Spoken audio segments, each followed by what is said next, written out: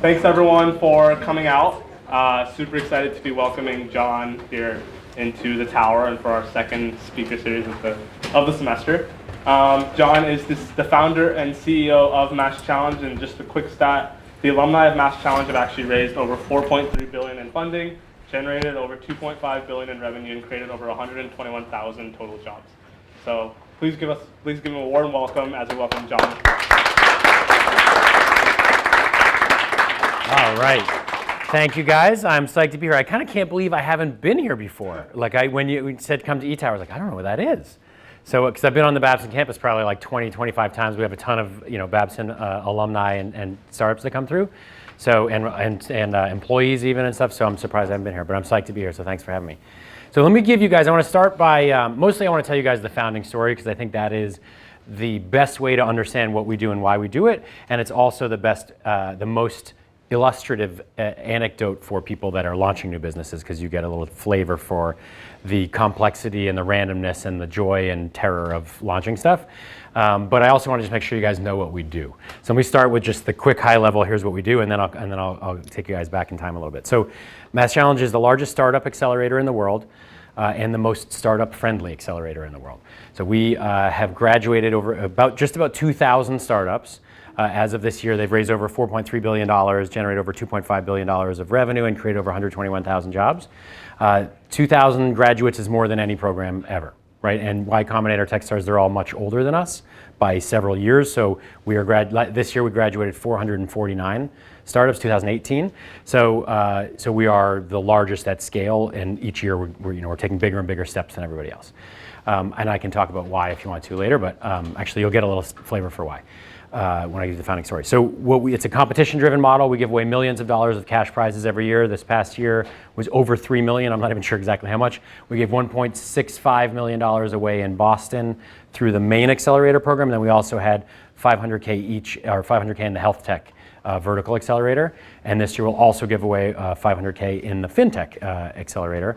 And then we have programs now in those three programs in Boston, which is the main accelerator, then health tech-oriented program for later stage startups, fintech-oriented program for later stage startups, and then we're also in Switzerland, Israel, Mexico City, and then we're in Austin, Texas, and Houston, Texas. As of last week, we launched Houston. And there's a lot of demand for us to continue to expand, and we will continue to expand, mostly in the US, and also around these vertical programs, which are super successful for us. Later stage, there's a lot of demand. It's easier to pick high quality startups. It's easier to accumulate the corporates and to fund them. And they're a little bit smaller and more intimate, so it's also fun to run. All right, so that's what we do. Now let me take you guys back in time to there's a lot of weird things that we do, right? I said we're the most startup friendly. We don't take any equity. We don't take any revenue. It is free for the startups, all right? There's an application fee of $99, but we waive it routinely. If you come to an event, you get coupons at every event, at least one, pretty much. You can get 5 at the same event. They're 50% off, so you can basically be free with 2. We don't really care about that application fee. The key thing is we don't want you to enter 10 times just to see which version of your application sticks with the judges because it clogs the system. So that's all it is, a filter. But our basic rationale is that startups are the salvation of humanity, and we need to support them and remove all friction from their lives and make them as successful as quickly as possible. All right, so strange things about us. We're really big. We operate at massive scale. We're the biggest. We don't take equity, that's also weird, and we support startups in any different industry. Anybody can enter from anywhere in the world with any startup in any industry. There's no limits, including nonprofits. It doesn't have to be a for-profit investable company. Our criteria is we're looking for startups with the highest potential for significant impact on humanity. So we're not looking necessarily for profit or for investability.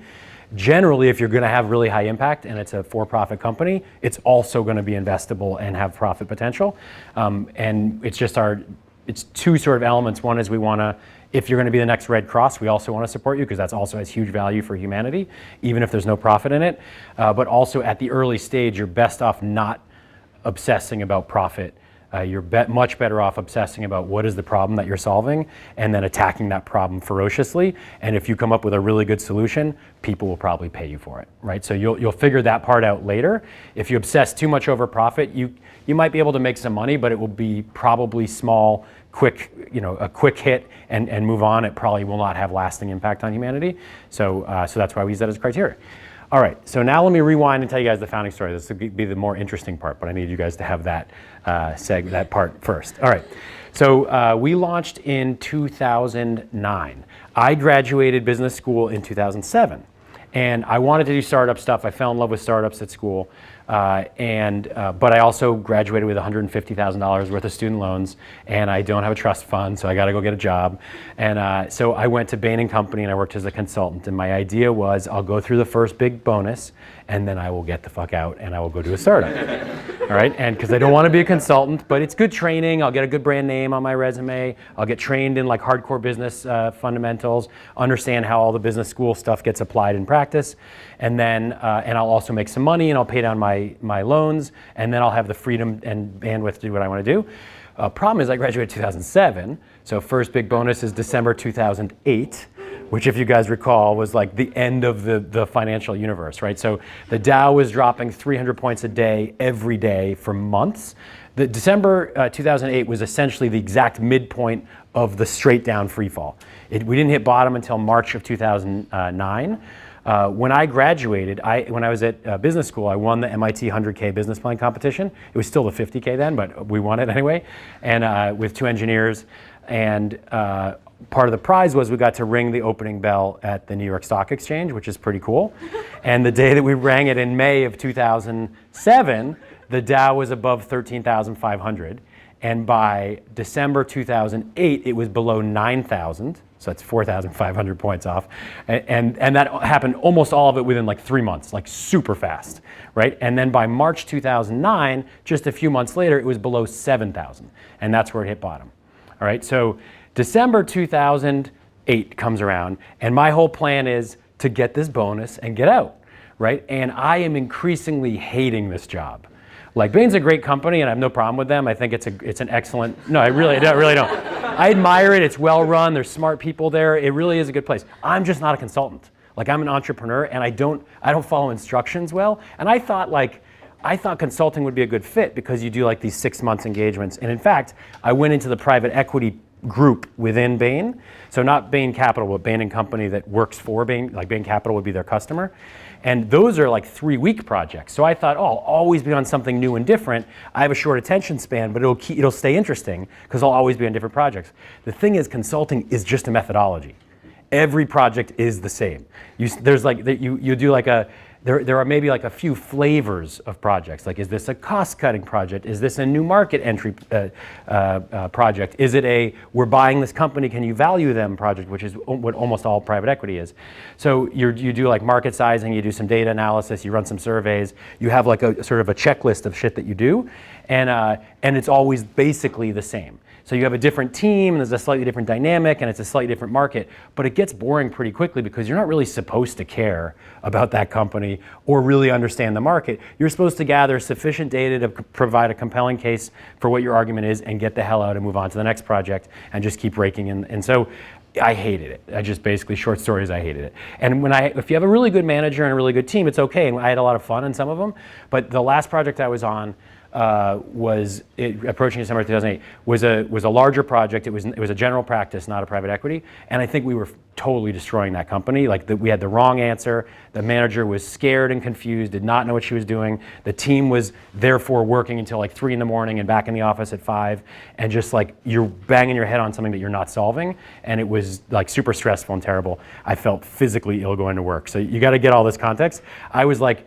And then the economy collapses, and I'm like, shit, do I have to be a consultant forever? Like, I hate this. This is killing me. I'm gonna die like at 40 with ulcers. I'm gonna have like, I'm married with a kid at this, with one child at that time. I have 2. And I was like, I'm a bad parent, I'm a bad husband, I'm stressed all the time, this is terrible. I gotta get out of this job. But now the world collapsed, and I feel like I'm stuck because it's a really hard time to quit a high-paying job that, although I hated, I was pretty good at. And so I was like getting in the top quartile for bonus and all the other stuff, but I just hated it. And now I was like, and so here I am. I'm like super depressed, upset, and I'm still working like 80-hour weeks, and I'm trying to figure out some kind of startup that I can launch.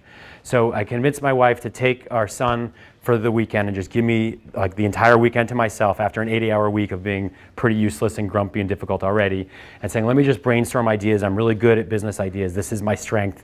Let me do this. And I wrote out like a bunch of executive summaries for some ideas, and I mapped out some thoughts and stuff. And Sunday night at 3 in the morning, I went to bed and everything was crumpled up and thrown away, and I had nothing. I just could not come up with any ideas. I was, especially with the market tanking, I was like, there's just not a lot of growth in this market. And you know, like there's gotta be something I can do, like even just repossessing homes or refinancing or something in a bad market, but nothing, I couldn't find anything that had any soul to it or that I could get passionate or excited about. And I wasn't even sure that I could finance any of it as a first-time entrepreneur. And I was just like, so I was frustrated, I was angry, and I went to bed. I was lying in bed, not sleeping, knowing I gotta get up in like 2 hours and go to the shitty job that I'm probably stuck at for life. And I was super pissed. And I was like, you know, like, what the hell happened? I graduated not that long prior to this, right? And when I graduated, I was like, I had won the MIT 50K business plan competition. I won a prize from the president of MIT for promoting entrepreneurship on campus. I ran the largest conference on entrepreneurship at MIT.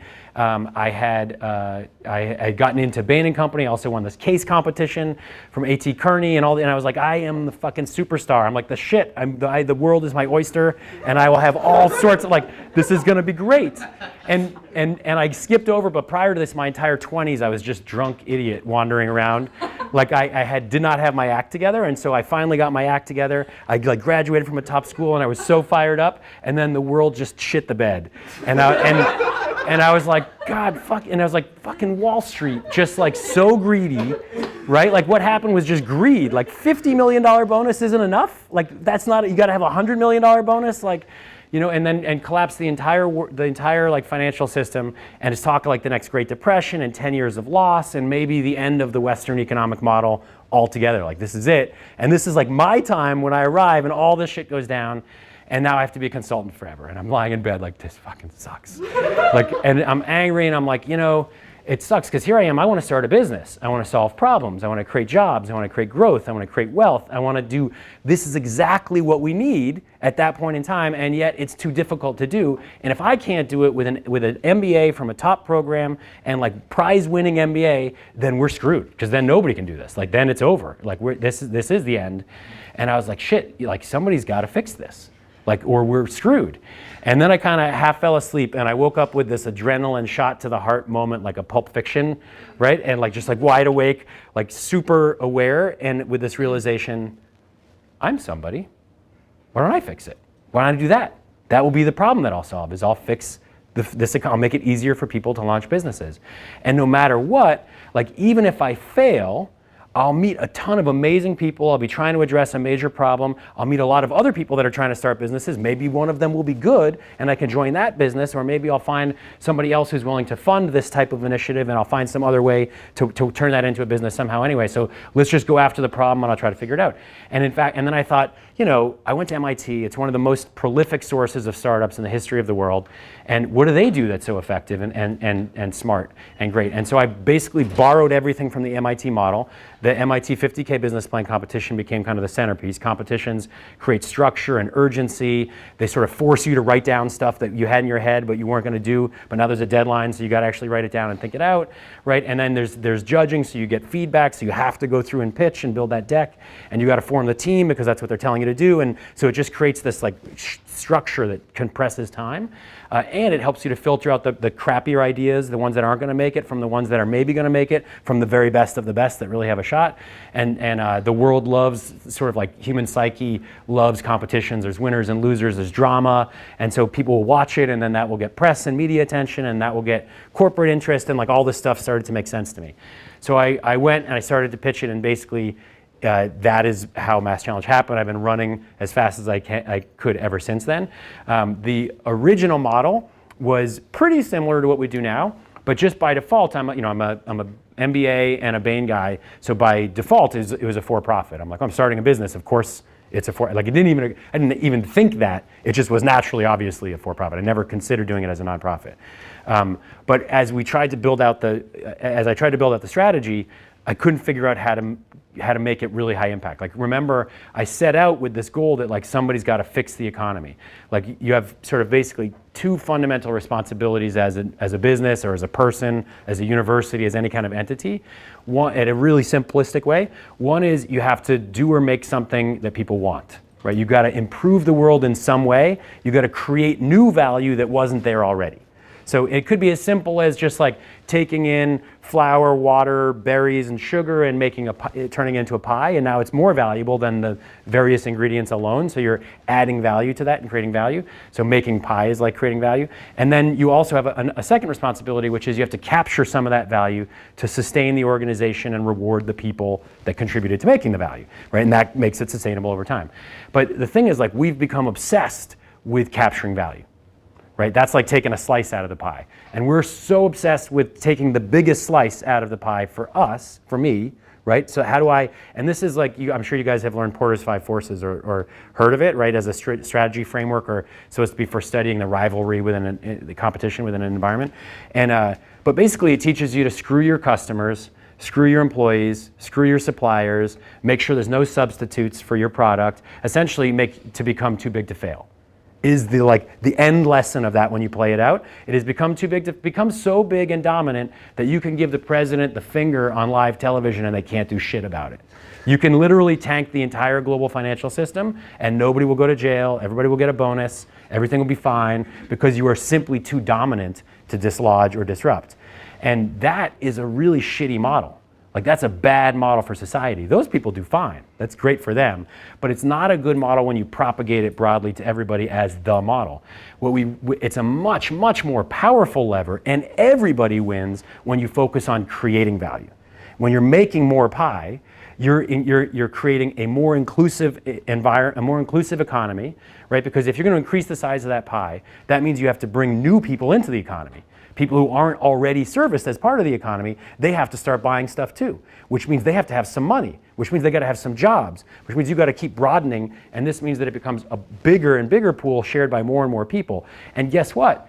Our slice gets bigger too, right? When the circumference of the pie increases, when the diameter increases, so does every slice also naturally gets bigger. But you're not competing with others. You're not taking somebody else's slice.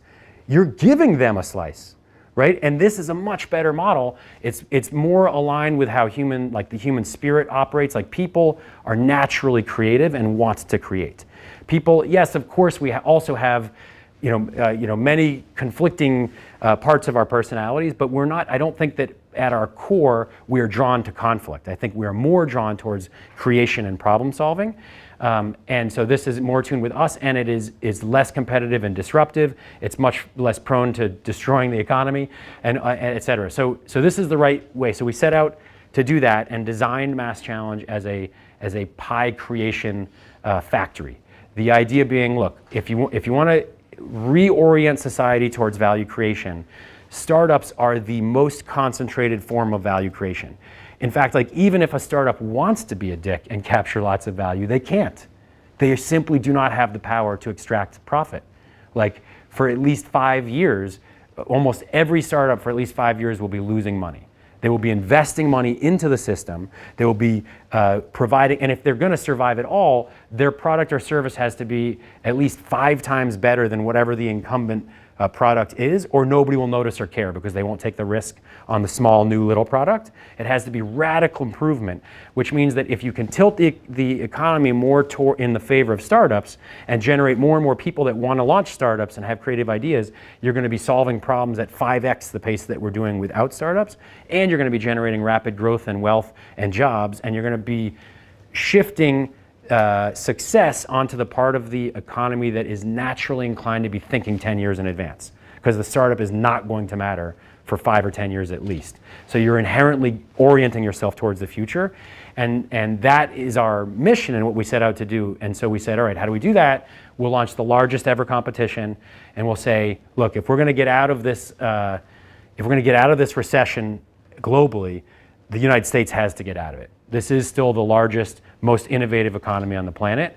And so anybody in the world, if you've got a good idea to create a big business that can solve a major problem and create jobs and wealth and growth, bring it to us, And our lawyers and investors and corporate senior executives are sitting on their hands because the economy is tanked.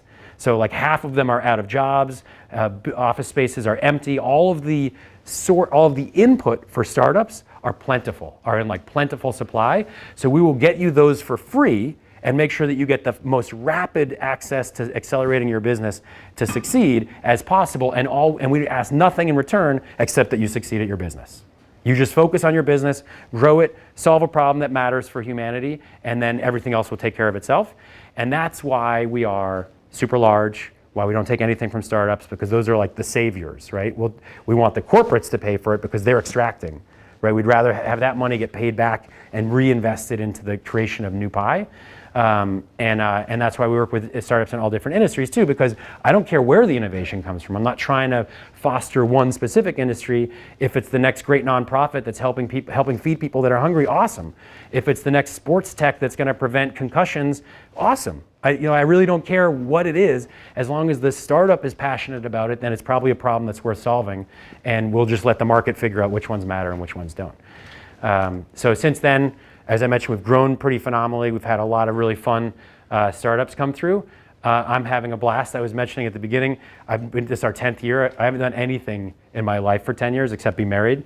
So this is the longest I've ever done anything. And I'm actually I'm launching a new venture on March 1st. So I'm stepping down as CEO of MassChallenge. It's already been announced, so it's not a surprise here. We'll be announcing a new CEO pretty soon. My new venture is going to be pretty associated with it, so I'm not going that far away.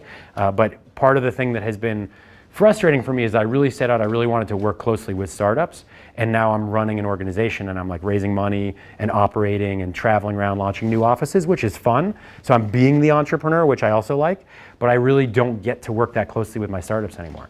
In the first 3 years, I worked really, really closely because I was still figuring out how does this program work, what do I have to do to help them? But now I have a team of, there's 84 people around the world, and I just am not that close to what's going on. And so that has made me sad, and I want to do something new and get closer to the startups. So I think, let me pause there. I think I'm pretty early. I have tons more stories, but I think it'll be more fun to just do Q&A, and I tend to have long answers. So I'll go off on little tangents and tell other stories along the way. Sure. Can you talk about your story before your MBA journey? Yeah, sure. I usually do that in a long-winded, belaboring way. So I went to Bowdoin College, which is a great school up in Maine, small liberal arts school. German literature, majored in German literature, minored in chemistry. So kind of a slightly weird fit. And literally upon as graduation approached, people were like, so what kind of a job are you doing after school? And I'm like, I don't know. What do you guys have jobs?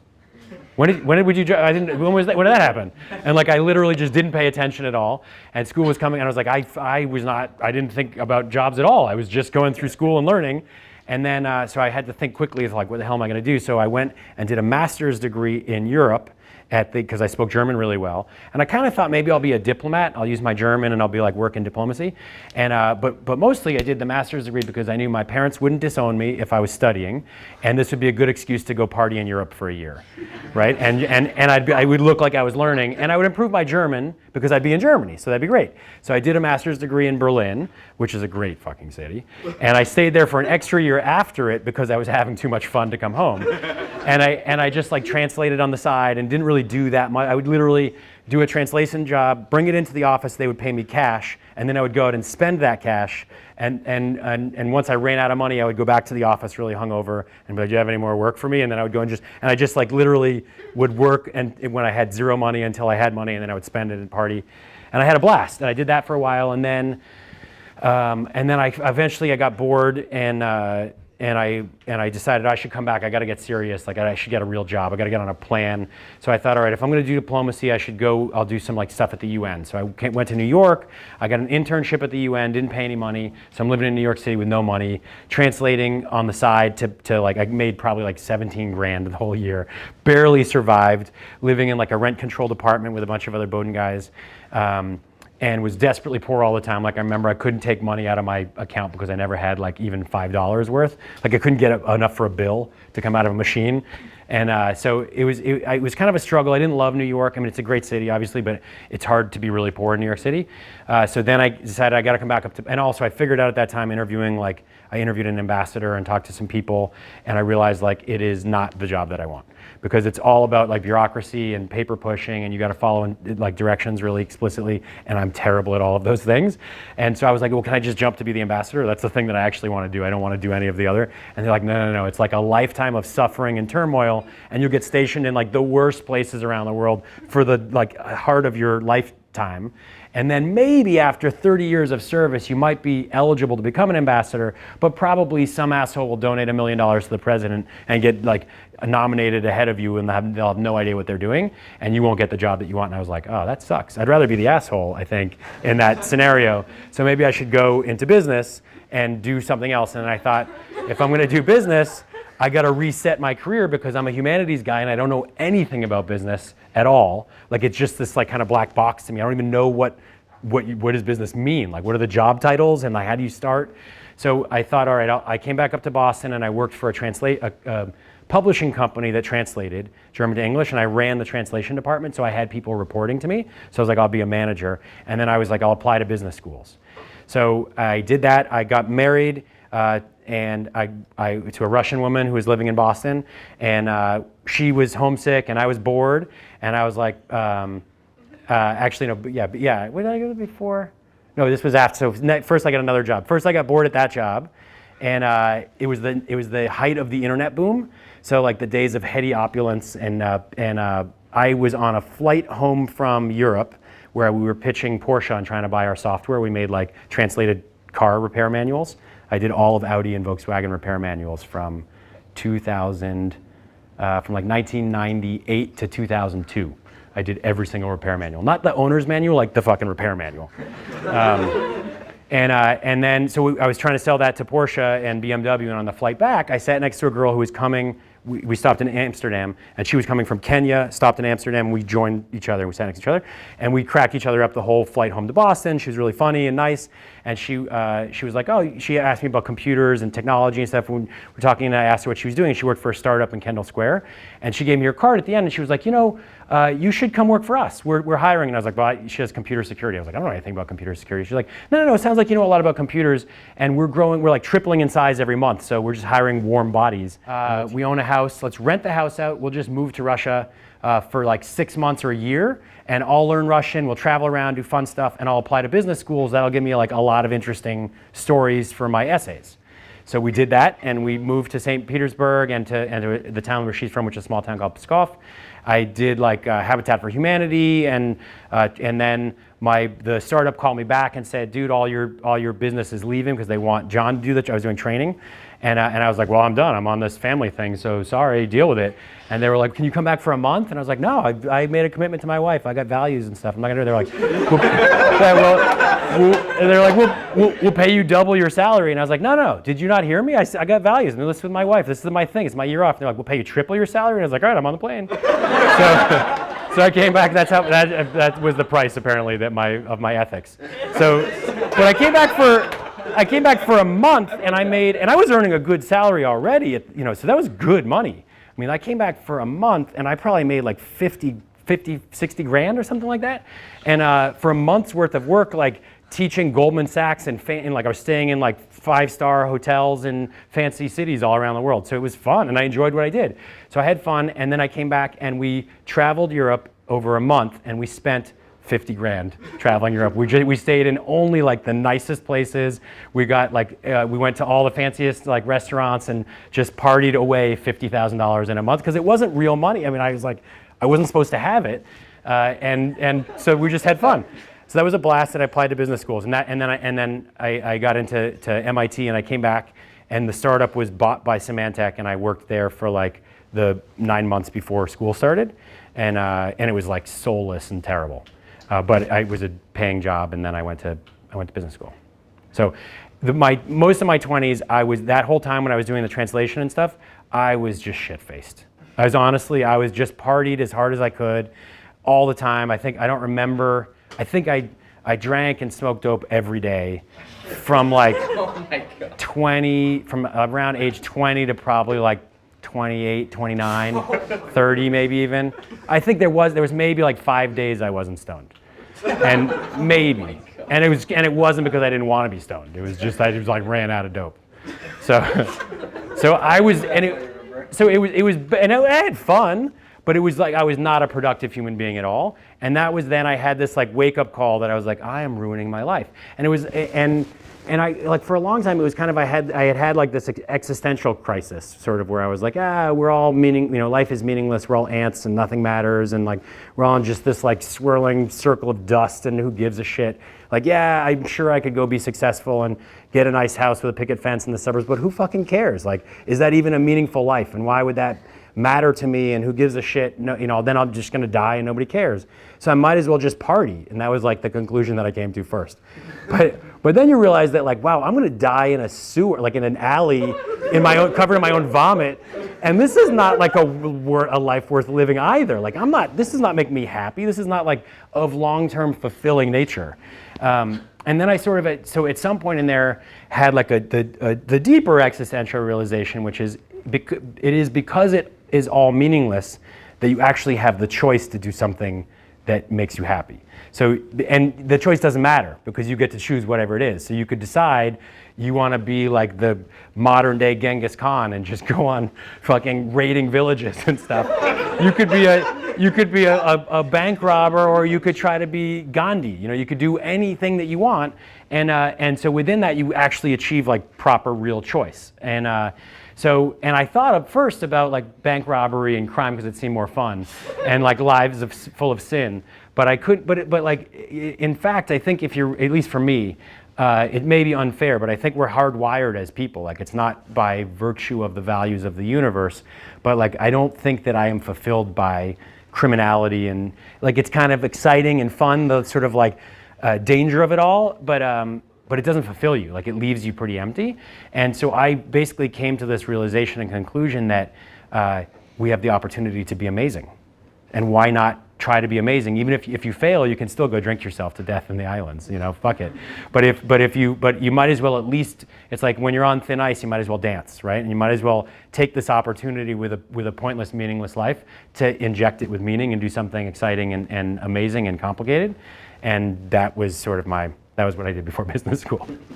So you see, you get a sense for the length of my answers. They're kind of long-winded, but what else?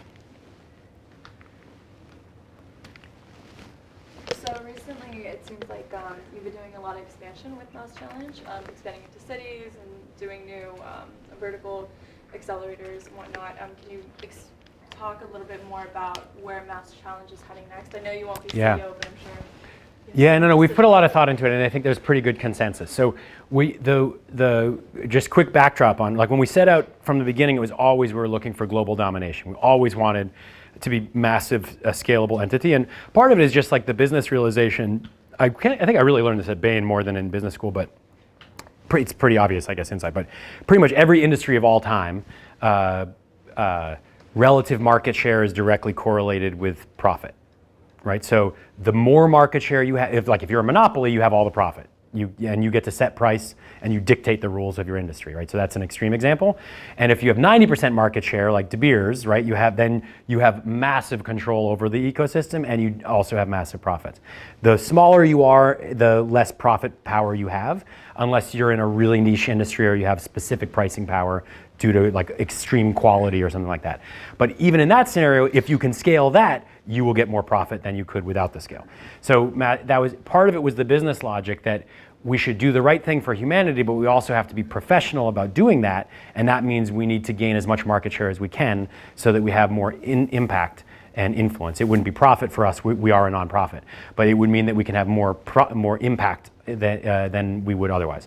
So we always wanted to set up for scale, and it wasn't clear initially if we thought we could just scale in one place and have like 1,500 startups in Boston, or if we needed to go globally. We always sort of assumed we would need to go globally and bring it elsewhere. talent is pretty evenly distributed around the world. Opportunity is not, but talent is, and so we can take opportunity to people and we can connect these hubs, these startup hubs, and then somebody in London might be able to get funding from Boston and mentorship from Israel and find their marketplace in Mexico or whatever, and that will have this big global network to support entrepreneurs. So we always wanted to expand. I follow generally the Bain strategy model, which is their famous strategy is called profit from the core.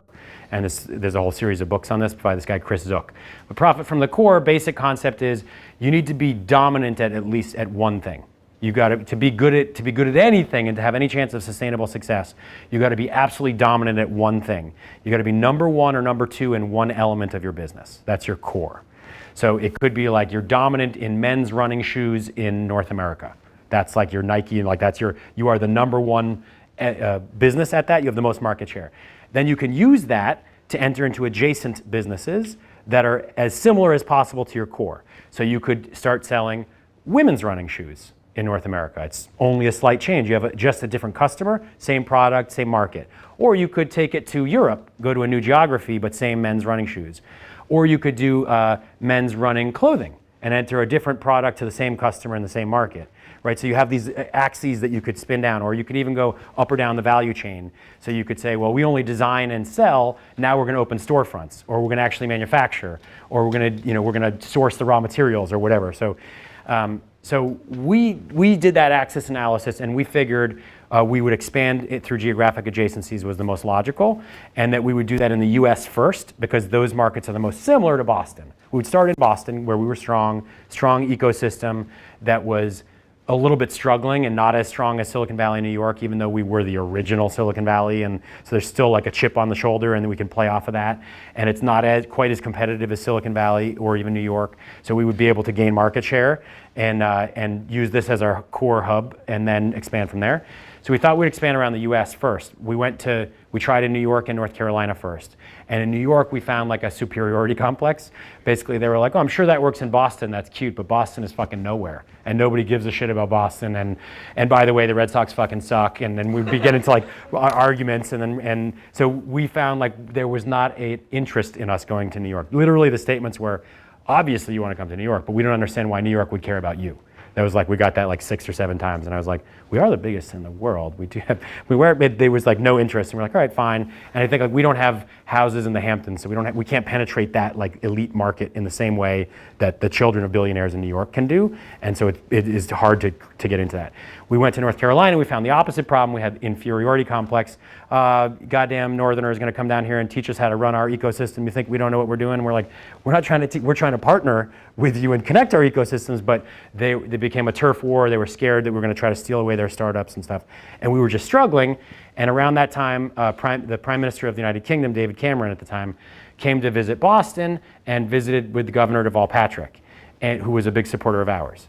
And so Deval Patrick invited us into his office along with like 15 other people, and we got to meet the Prime Minister and shake his hand and tell him what we did. And he said, you should bring this to London. I promise you we'll get you whatever you need. I'll get you the initial funding, office space. You can use number 10 Downing Street to fundraise from. We'll do everything. We'll make sure that it's a success. And we were like, well, this is way easier. And we thought we weren't supposed to go international because you're changing too many variables, so it would be too difficult. But he was making it so easy, and we thought, well, maybe we were wrong. Like the model just wasn't right, so we should follow the market. The market's telling us to go international. So we went to the UK first, and it turned out to be kind of a shit show. And it was really hard because there are a lot of variables changed. And although it seems like a very similar market, it's a much more classist society. It's a much more like which college did you go to? Not even which university you go to, which college within the university, and then which prep school and which prep school campus. And it's like very, very, very narrow definition. And so as an outsider, I was able to get the meetings with the right people. Because I'm an American, so I'm like divorced from that system, but we hired non-Oxford, Cambridge people, and they just couldn't raise any money. And people wouldn't take meetings, and they would say like, oh, it's cute that you hired that person. And we're like, what do you mean cute? Like, she's awesome, she's a badass. And they're like, yeah, well, good luck, hopefully she can pull it off. That's good of you guys to take that risk. And we're like, what are you talking about risk? Like, it took us 2 years to realize that like, they wouldn't talk to people that weren't from Oxford or Cambridge. So we struggled to raise money, and we eventually shut down the UK office. It's the only program that didn't work. After that, we got serious interest from Switzerland, Israel was always of interest to us, and we had a strong strength there. And then Mexico, and so we launched those programs. And we thought we'll learn the international lessons and then we'll copy paste. So like it'll be a struggle at first, but then we'll learn the lessons and we'll figure it out and do it again and again. And the lesson that we learn internationally is that every country is totally different. And there's no single lesson. Every country has completely unique lessons. And launching in each country was launching a totally new company. It wasn't like taking the same model and just slightly modifying it. It was starting from scratch. You had to redesign everything. It was a major pain in the ass. And it almost killed us, especially the UK, but even the other programs were really difficult. So then we managed to make it work, but it was a huge amount of effort. It sucked a lot of money and energy out of the Boston program, which we couldn't spend here, where we were doing well. And so we stabilized those programs and then we refocused on expanding in the US, which was the original plan. And where we found strength was in Texas, because they don't think of themselves as a state. Like it's like a separate country. So they think it's hysterical that New York or North Carolina would think that there's competition between states. They're like, because they would be, what would you be competing? They just don't get it. They're like, but this is Texas. We're like a different place altogether. And I'm like, I know. That's what I get it. That's why we're here. So it doesn't even occur to them that other states are vaguely competitive because they're just this massive behemoth that stands on its own. So, and I think as we expand into more states, we'll find that the Mass in our name loses association with Massachusetts and becomes, mass transit or masses or something, which is, we intentionally made it bigger. So Texas will help, and we're expanding around Texas. And then we also found serious demand. Actually, this group in Massachusetts called the MACP, Massachusetts Association or Competitive Partnership. I forget exactly what it stands for. But they approached us and said, we want Massachusetts to be dominant in healthcare forever. Like, that is our biggest strength.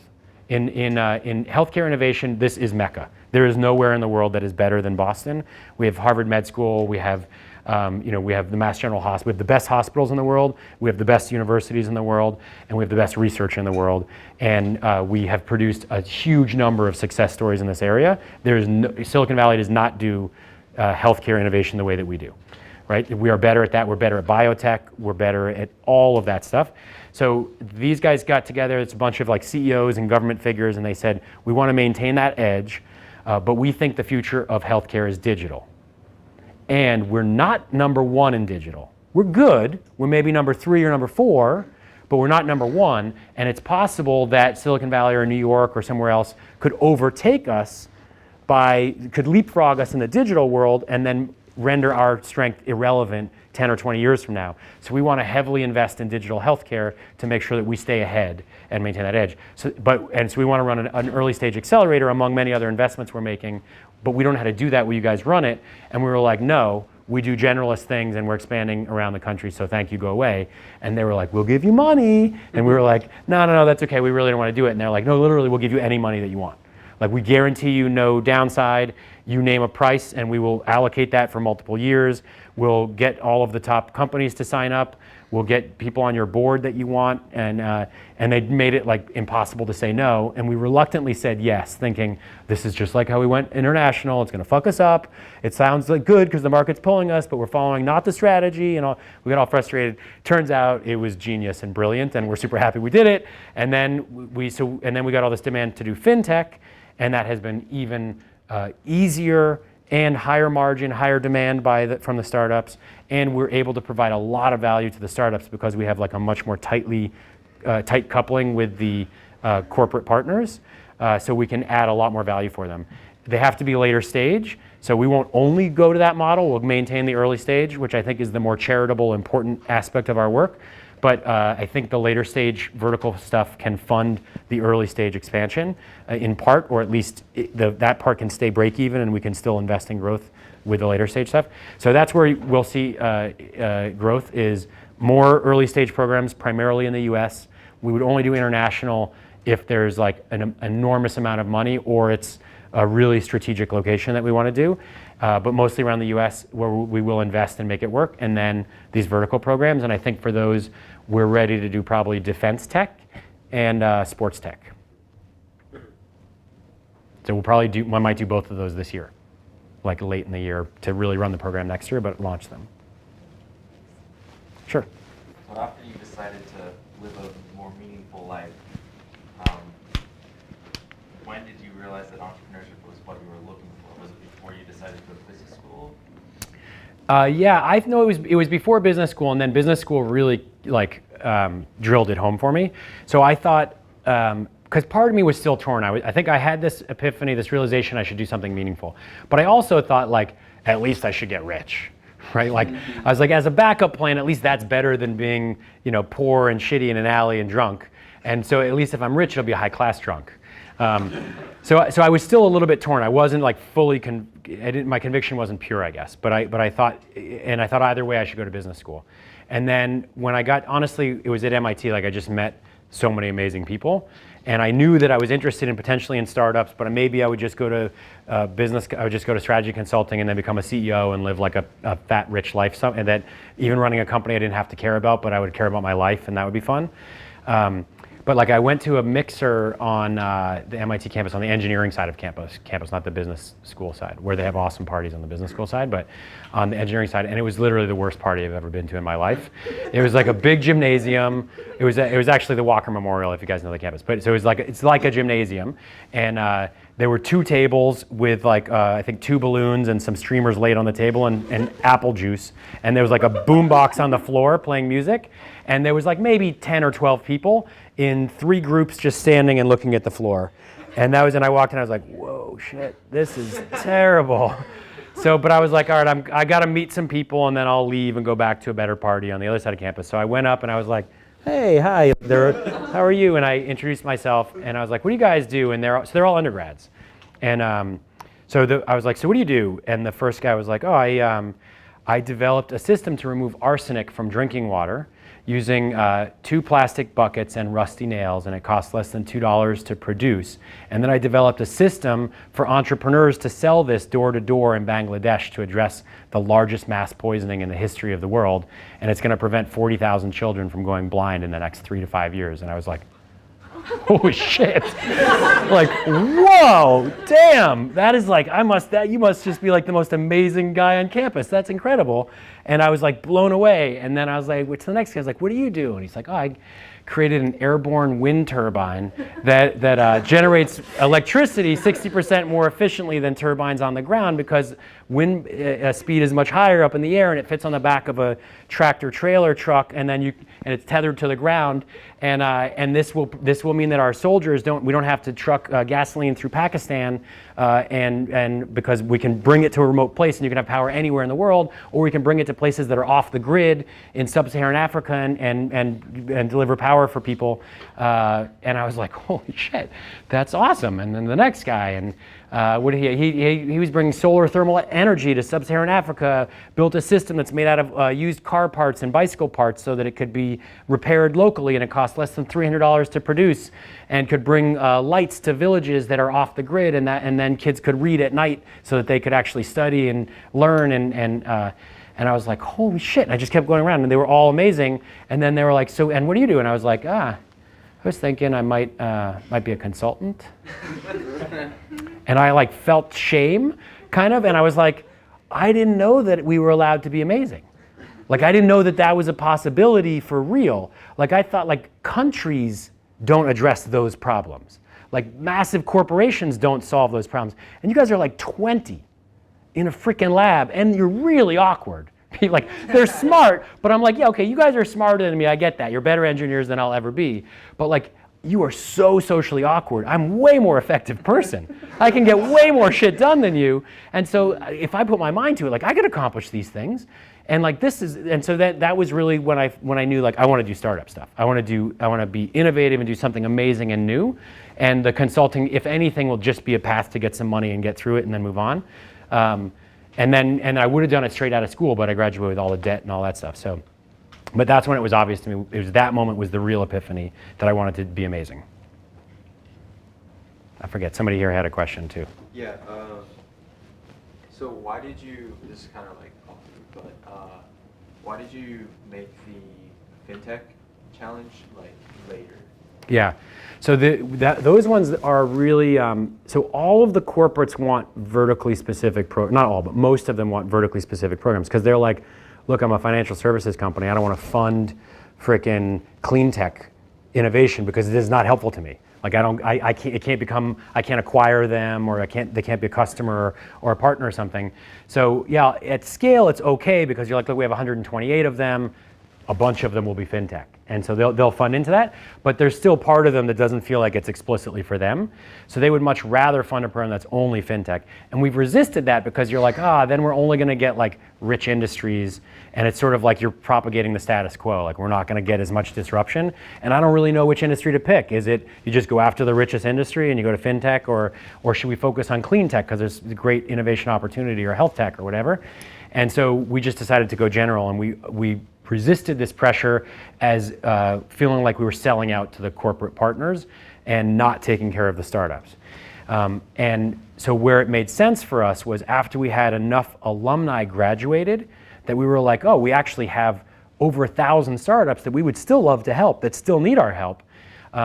And what they really need at the early stage, they don't need customers as much. I mean, because you don't know what the fuck you're doing. Like you're not even sure who your customer is, or whether you have a business, or you don't have a team yet, and you don't have the right business if you have anything at all.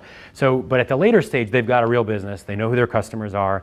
They really just need to hit that hockey stick. They need to sell, get a bunch of customers, maybe a strategic investor, get their hands on a killer data set, or market them in a new way, or something like that. And so at that stage, it's real that what they really want is intimate connection with those corporates. And so we made this realization that, like, wait, the corporates are throwing huge money at us. The startups at that later stage really want to talk to them. We can be that broker and add huge value for those startups that are already our people. Not all of them are our alumni, but some of them are. And later stage startups are closer to the point of success, so we'll get some marketing value on the back of them having a huge, hockey stick takeoff. That we can be like, that's one of our startups. Whereas for our early stage ones, you have to wait 10 years for them to have a name that is recognized. So it sort of the puzzle pieces all kind of fit together.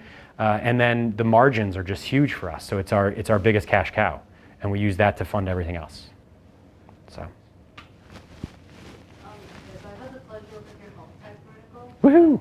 What's it called? My biggest question of like working with you guys is how do you interconnect all these different international locations? So like Boston, we want Boston to be the hub for like all this innovation, but then how do we access solving all these different problems that you talked about, solving like arsenic in water? Yeah. Like how do you interconnect all your international locations? Yeah, this has been, so the goal is, right, that it all acts as one massive entity, right, and that a team in Boston can have a market in Bangladesh and can go through MassChallenge Bangladesh to connect with all the right mentors and funders and to understand that market. Or a startup in Bangladesh going through MassChallenge Bangladesh can get funding from London or wherever. So that it should act as one giant organism. We ran into so many challenges in the actual market of executing on that effectively that we've basically recoiled from international growth for the moment. We will go back to it. It's part of our core desire, but I think we need to become stronger and strengthen the core first. So we don't right now operate that effectively as one international unit. They're more or less structured as franchises. They're a little bit more tightly woven than that, but it is that we sort of give them the model and we visit there, and they do have access technically to our mentors, but it turns out like the mentorship is really done much more effectively in person, and the virtual mentorship, we haven't cracked that code yet. It sometimes sort of works, but it works really well if like an Israeli team comes to visit Boston, then they can connect with people and meet them here. But people don't invest in startups they've never seen, right? They really need to get to know you as a person. They're investing in a person. Right? They need to get to know you and your personality and have faith in your ability to execute. So it's really hard to get that done across borders. And like for a corporate, even if that corporate is multinational, the person that is funding MassChallenge and engaging with it is based in the Boston office. And they only really care about the Boston P&L or their specific slice of it. So even though they care about humanity, they just don't put the effort into helping somebody halfway around the world unless they can really tie it directly to their stuff. So we just found like it's more complicated than we thought it would be to tightly connect them. I still love that goal and I want to do it. But we just found it to be difficult. And then because we had to learn new lessons in each of the new markets, it became really difficult to expand rapidly internationally. And our whole model is we've got to get market share. So we've got to follow the faster path to larger growth so that we get more data, so that we get smarter, so that we can execute more efficiently and effectively, so that we can open more offices, so that we can reach more people, so then we can bring it to Bangladesh and do it more effectively at a lower cost. But right now our model is still pretty expensive, like first world design. It's hard to run it outside of a first world country that has lots and lots of money. So we end up going to typically pretty wealthy places. Like Mexico is the least wealthy country we're in, and we're in Mexico City, which is the most wealthy part of Mexico. So it's hard for us to operate outside of that because we're a startup nonprofit. So we have zero cash at the end of every year. We've spent all our money and we are raising the next round. And so it's hard to invest in 6 months of figuring out a new market and hiring a team and building an office. So that's something we just haven't cracked yet. And I'm hoping that the new CEO will. We are starting to get more efficient and accumulate more cash and get better at it, but it's hard. The verticals, part of the hope is that the verticals will spit off tons and tons of money and we can use that to invest in that next stage of growth and optimization. That's another one. Yeah. So, like, how do you think you guys will, like, play into, like, using data to, I guess, like, improve your Yeah. relationship with startups? 'Cause I know it's, like, still semi-new. Yeah, this has been like a dream of mine since the very beginning, and we've done it okay, but not nearly to the degree that I want to. And part of that is just that so data scientists maybe less so, but I want it to be more integrated into not quite an automated startup factory, but a much more semi-automated version of it. Because I think there's a lot of it's hard to launch a startup. There's a lot of problems and challenges, and a lot of them cannot be solved by an algorithm or a computer for sure. But a lot of them can be, or they can at least be accelerated significantly using an algorithm, and that can take out maybe 60% of the complexity so you can focus on the 40% that has to be done by people. And I would love to get that done. So basically at the very beginning of launching a startup, it's like a resource hunt. Like if I have a great idea for a new startup, I gotta go find a team, I gotta go get money, I gotta find an office space, I gotta get advisors and mentors that can tell me if my idea is right or wrong. Even just stupid stuff like you got to get a printer so you can print out your color copies of your pitch deck so people will take your meeting, and you have nothing, right? And you have no brand name. You have to get your name out to the media. So you got to meet all of these people, and they're not in the same place. So you got to go to a bunch of different events, stand in line and talk to people and shake their hand and hope that they'll take a follow-up call with you or meeting with you. And most of them won't, and a few of them will, and then they'll maybe introduce you to 2 people. And it takes you like 18 months to finally meet the 10 people that you needed to meet. And if you could just scrunch that down into 1 month, you would save more than half the startups from going out of business, and the ones that stayed in business would succeed more quickly, and they would beat out other competitors in the market, and you would create a stronger community in your local place, and that would create the virtuous cycles and all that stuff. So that automation has always been part of the vision. The thing is, the developers are brutally expensive, and we have not done a good job of managing them. So our software is good. We're not scaling, we're not leveraging technology, so we have to do that better. I think that you can use data to identify higher probability startups earlier. I think you can use it to then give them advice on what they should be doing, like at least ABC choices, not like this is exactly what you have to do, but like if you hired a CTO with the following types of experience, you would be twice as likely to succeed or get to the next hurdle or whatever. Giving them specific steps or like really you should be focused on revenue now and not fundraising, or really the reverse or whatever it is, focus on getting an advisor. That stuff you can optimize, and then you can say, look, we have this massive global database. You need a really good advisor in pediatric oncology. Here's a list of 27 in your community that have already mentored other MassChallenge teams and are likely to take your call.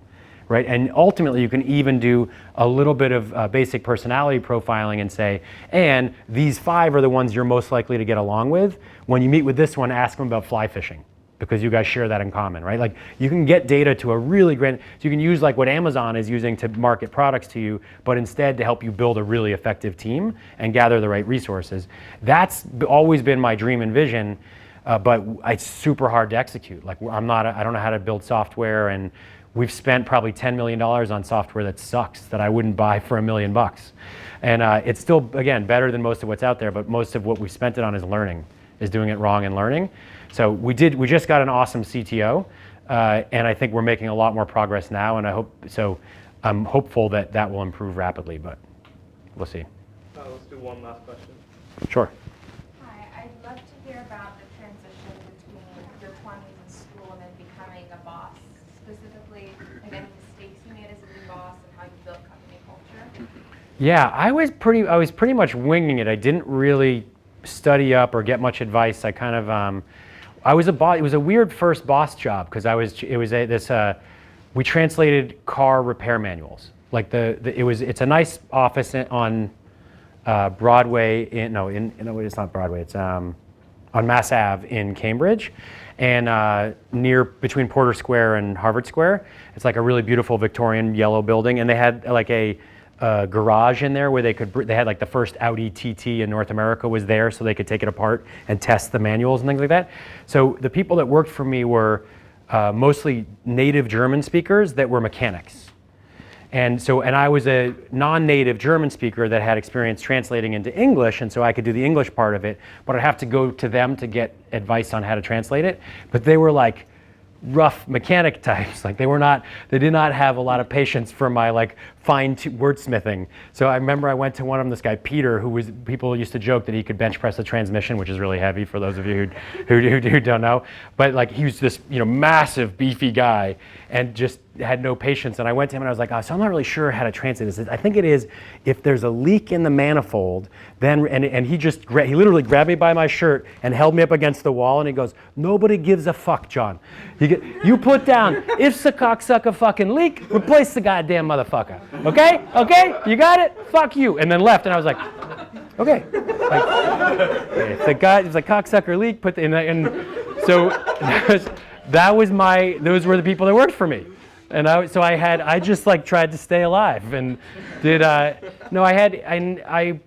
tried to coach them like friends and stuff. I mean, I think, so now having more experience, I can give you better advice than that, but I think so key thing is, it's something that people say all the time, and it's really true, is you hire slowly and fire fast. If it's not that, you can work with everybody and you can find a way to make them a better employee or a better fit for what you need or whatever, it is just not really worth it. It is really hard to change people's behavior, and if it isn't a fit, it's bad for both of you. It just isn't working. You got to call it off, and just cycle through it. And then ideally, if you can work with somebody as like a volunteer, and then an intern, and then part-time, and then you hire them full-time, and then once you find somebody that's good, you can give them promotions really rapidly, and lock it in and make it permanent. But you want to give them lots and lots of tests before you really adopt them, and especially for co-founders, because it's really hard to fire a co-founder. It takes years, and it's painful and brutal. So make people earn things over time. And it's easier said than done, because in practice you're like, well, I'm weak and nobody knows my brand and I need help now, and there they are and they want a lot. But you really want to try to space it out. That's a key thing. And then the other thing is try to get to know people really well and understand what motivates them as a person, like what stupid shit happened to them in their childhood, and what is their relationship with their parents, and what does that mean about how they see themselves, and what makes them happy and what makes them scared. And then you just provide them opportunities to make themselves happy, to be fulfilled, and try to sort of tailor their work and activity around their fears and desires. And if you can do that, then you get everybody aligned towards your goals, and everything will work smoothly, and you don't have to micromanage everything. If they're not aligned, you have to sit on them all the time and manage everything they do, and you can't scale. You'll get to 3 people and you'll be done. So I try to hire good people that care about what you care about. Try to understand their psyche and motivate them towards your goals, and then fire people that suck. Cool. All right. Let's give John a big round of applause. Thank you, guys.